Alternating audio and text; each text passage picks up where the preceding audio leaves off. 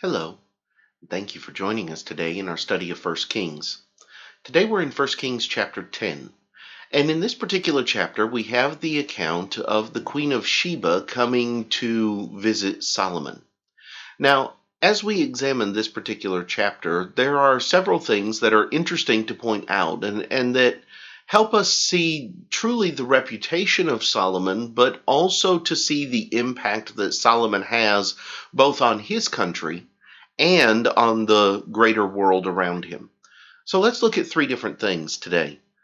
First of all, when you come into chapter 10, you see the Queen of Sheba's purpose, what it was that she was wanting to do when she came to Solomon. In verse 1, it says she came to ask him hard questions.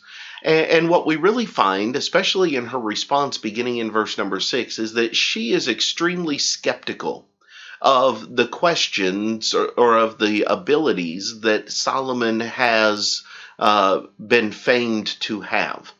And so the Queen of Sheba is coming for the purpose of finding out whether or not these stories are true. She's looking for a first-hand answer as to who this particular man is and whether he really is as wise and as bright as they say that he is.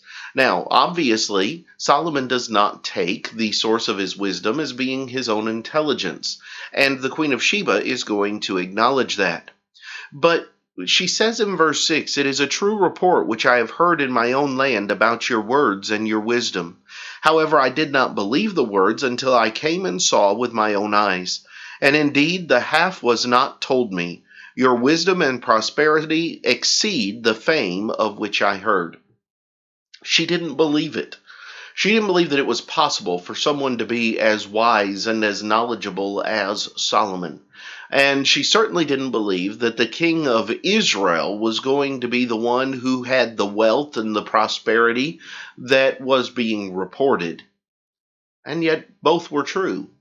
Now, this isn't a knock on the Queen of Sheba at all, but rather she decided there was a reason and there was a necessity for coming and finding things out firsthand instead of simply taking the reports of others. You know, there are many occasions in which we would be wise to do the same thing, because even with the Queen of Sheba's skepticism, she was open to being wrong, and she was willing to admit that she was wrong. Many times today, we are more than happy to take second or third or even fourth hand accounts of things that occur and to take them as being factual without ever checking them out, without ever backing up the information for ourselves. And then we may or may not have everything that is true.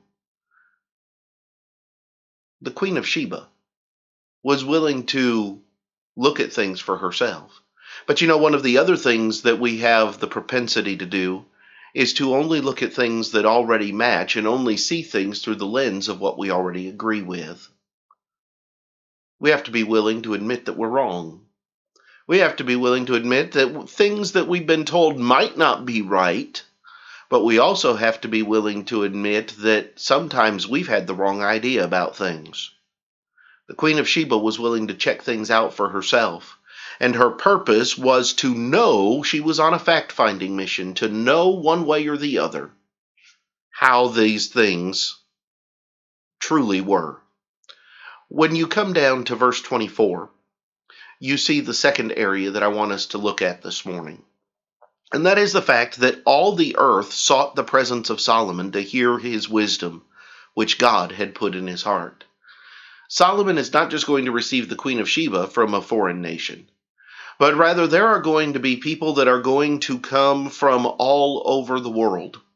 They are going to travel great distances just to sit at the feet of Solomon, just to hear what Solomon has to say, just to bring Solomon their problems so that he will help them, or so that they can learn more from him. Each man is going to bring presents of gold and silver and garments and armor and spices and horses and mules, verse 25 says. And so Solomon is going to become wealthier just from the standpoint of people who are wanting to come and have access to his wisdom. Solomon's fame is going to spread throughout the world, and his wisdom is going to be universally established as being the greatest person you could go to. Which is also why it is so important to recognize the value of the book of Proverbs and the book of Ecclesiastes and the writings of Solomon that we have, because there is wisdom to be found therein. The third thing that I want us to notice comes down in verse number 27, where we read concerning what Solomon's wisdom and what Solomon's wealth meant for the people of Israel as a whole. You know, it's one thing for a king to be wealthy, because kings were very good at hoarding all of the wealth for themselves, at keeping all of the wealth in the palace, as it were, of making sure that their treasure troves were full, whether the people really had anything or not. And yet verse 27 says, "The king made silver as common in Jerusalem as stones, and he made cedar trees as abundant as the sycamores which are in the lowland."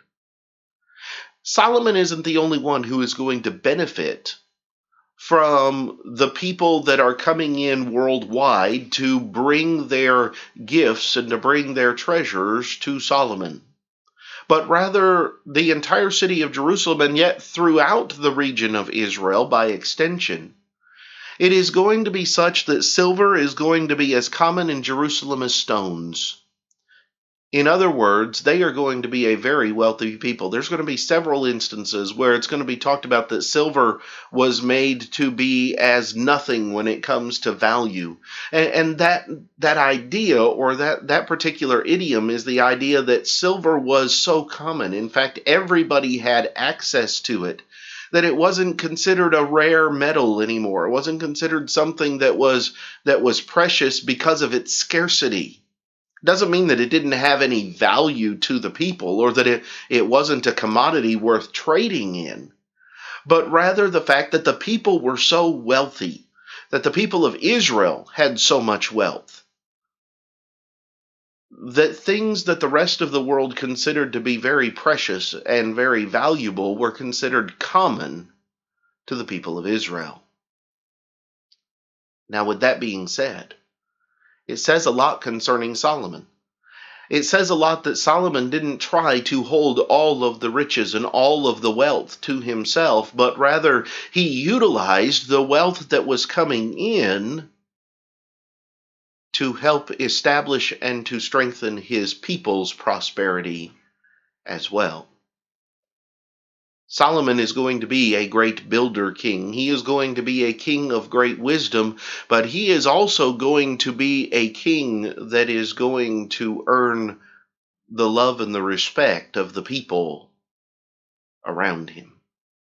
These are all things that we see when we examine 1 Kings chapter 10, and there's several lessons for us to pull from the things that are stated about Solomon in this chapter that we can then apply to the way we live our lives and the way that we approach things that we hear and the people around us. I hope that you've found this valuable and useful to you. Next time we will come back and we will begin examining 1 Kings chapter 11. But until then, have a great day.